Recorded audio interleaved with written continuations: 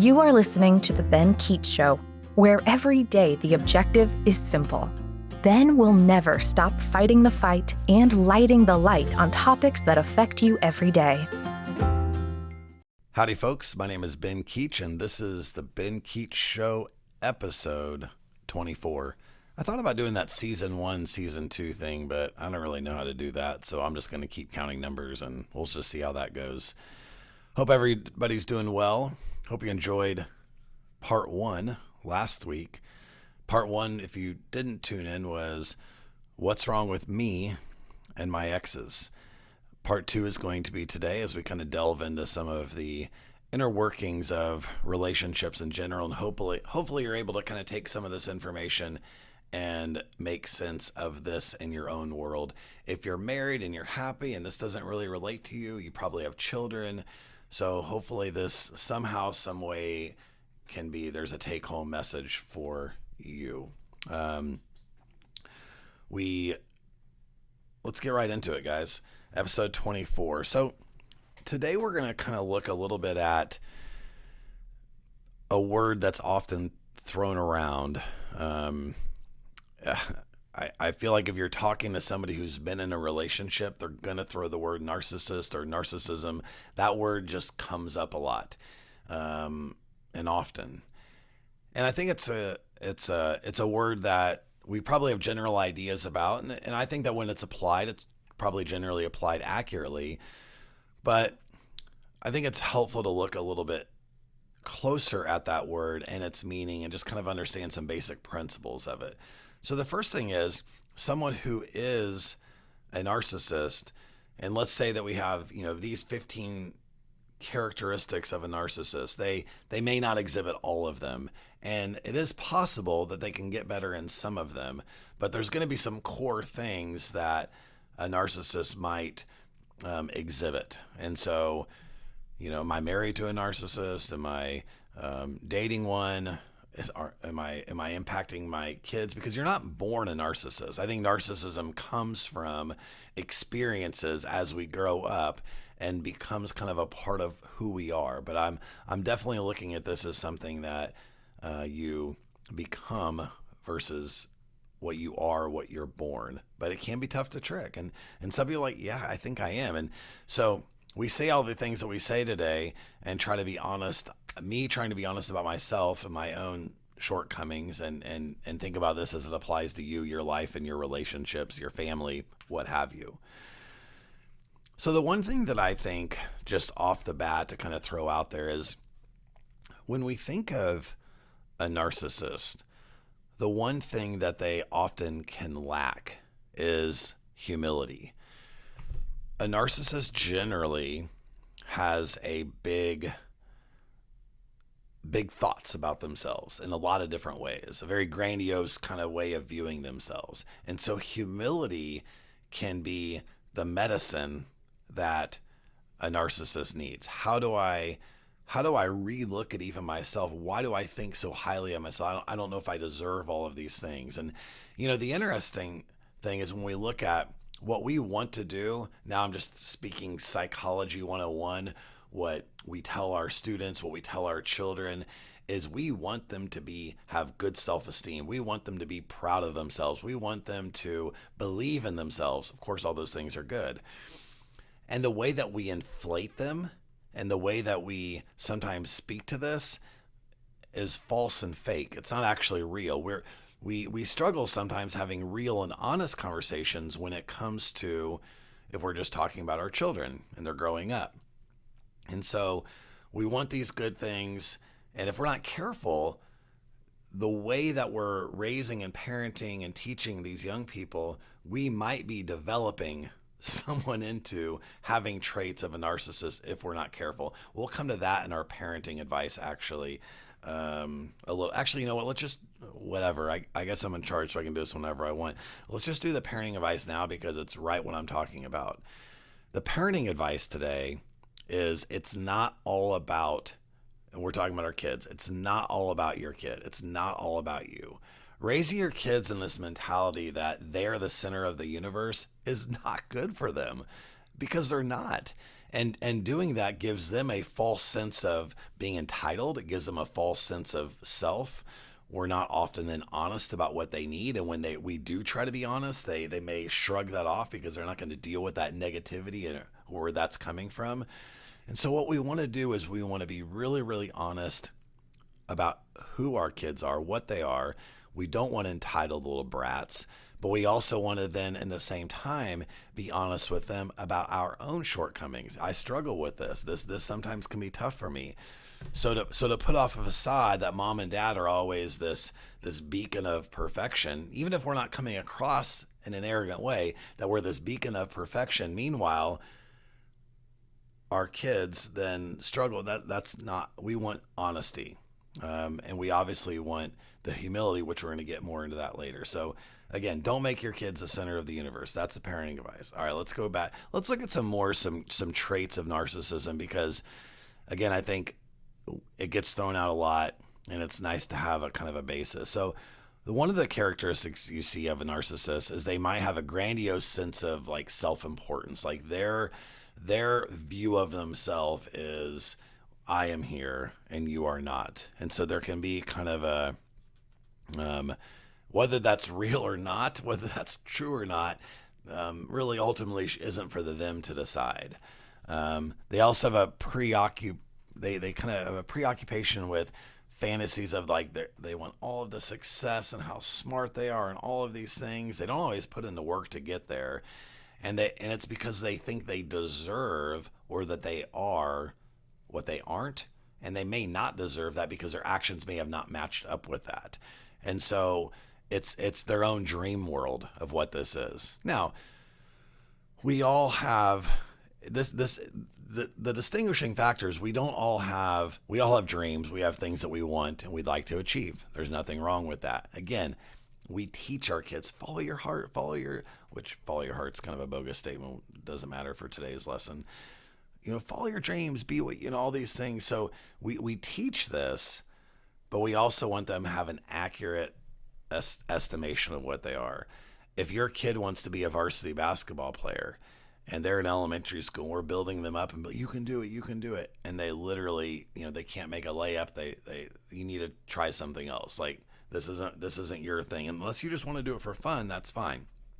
But and I'm not trying to say this in the context of like shooting down a kid's dream, like you're never going to be a varsity basketball player. I'm just simply saying we need to be honest and not blow a bunch of smoke into our kids and make them into something that they're not. At the same time, we need to find what they're good at, and we need to show them, here's your road. What do you think about this? What are your thoughts about here? Where are your passions at? What do you want to do? All right, now how are we going to get there?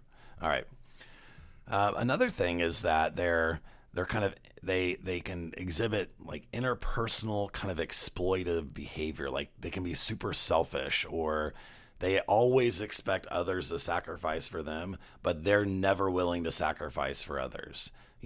I deserve, again, it's the same thing. I deserve, but I may not give. Again, not healthy.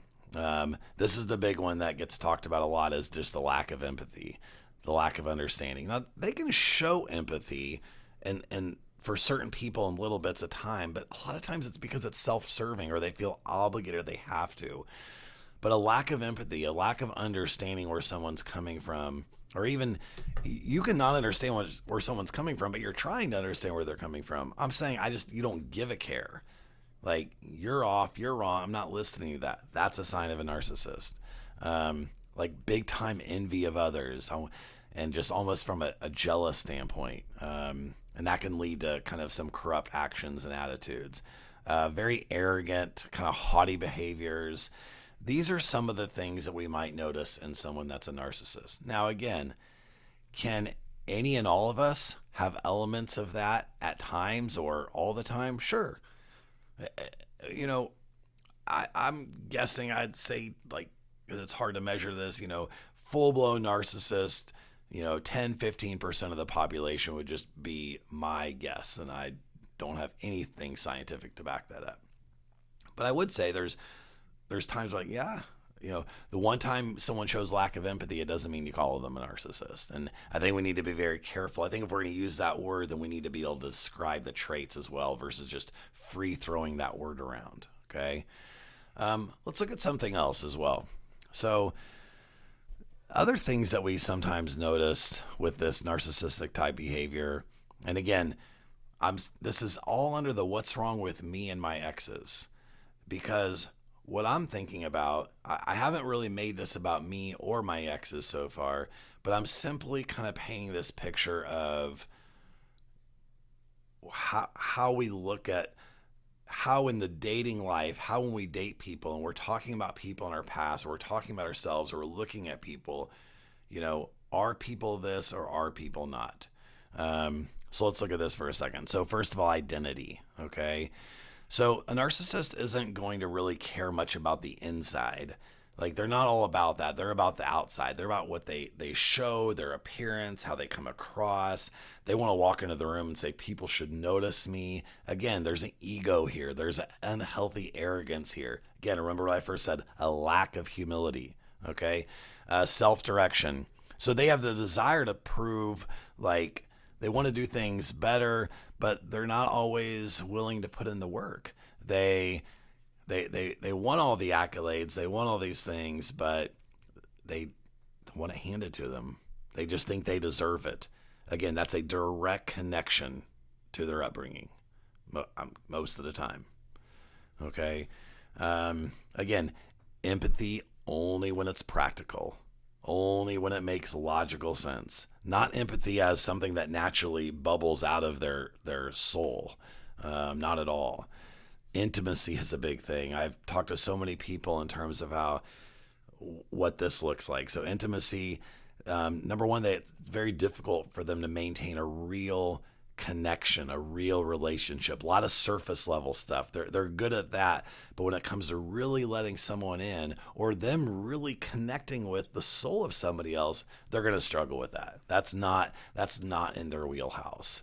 Now, again, someone can struggle with intimacy in these ways I'm describing and not be a narcissist. So just remember that. These are all just simply characteristics that sometimes we all fall into some of these categories.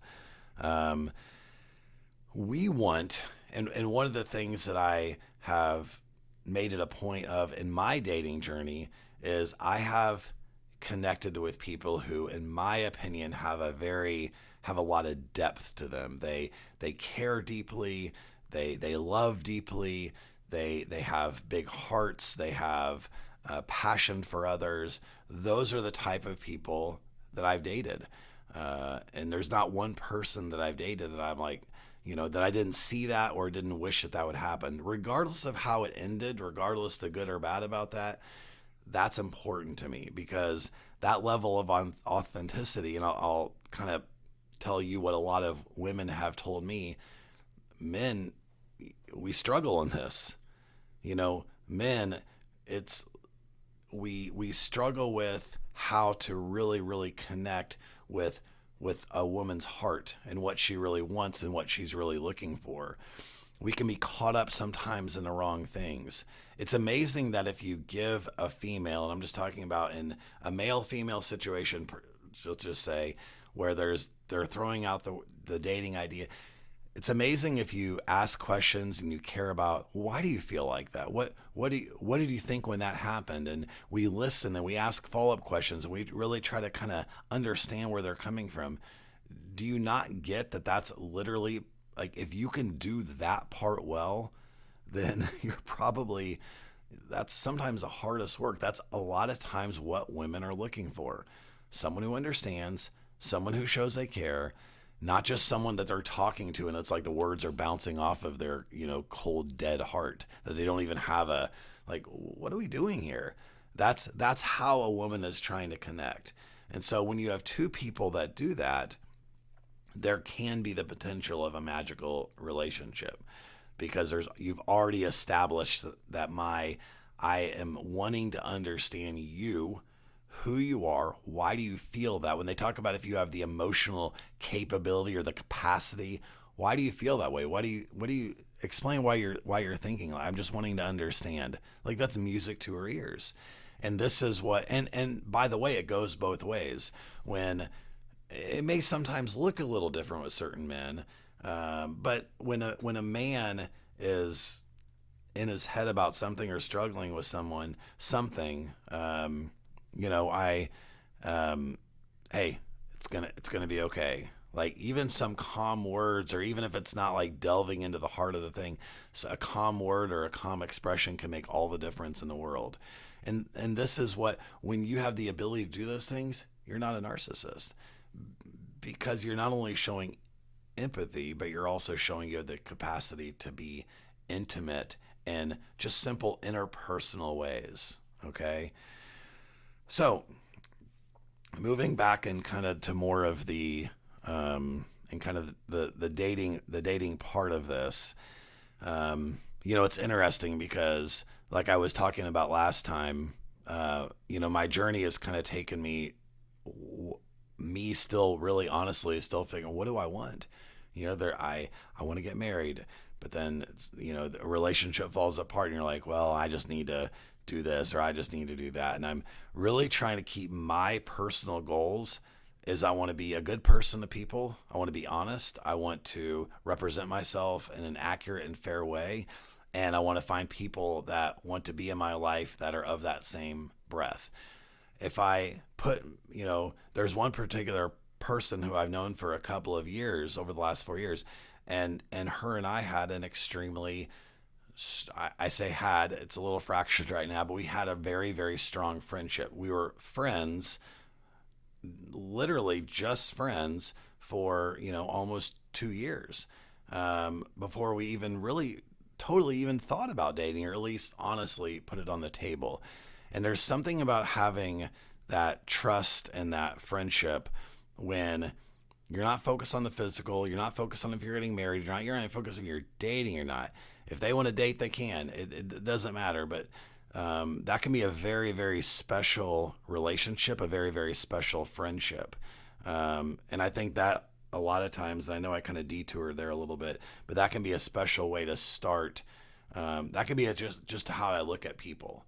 If I decide to view people, men, women, as people in my life who I want them to be better for knowing me. I want to care for them and them to care for me in ways that make sense, that we stay in each other's life. But a lot of times, chapters end, stories end. People don't stay in each other's lives forever. It's actually extremely rare. Everybody has an end date. You start and you stop. And hopefully when you stop, you can stop, but then move forward with respect and an appreciation and a sense of gratitude for what you had in the past. But a lot of times, if it doesn't end up here, well, then there's bitterness and resentment and anger, and that can come across in so many ugly ways.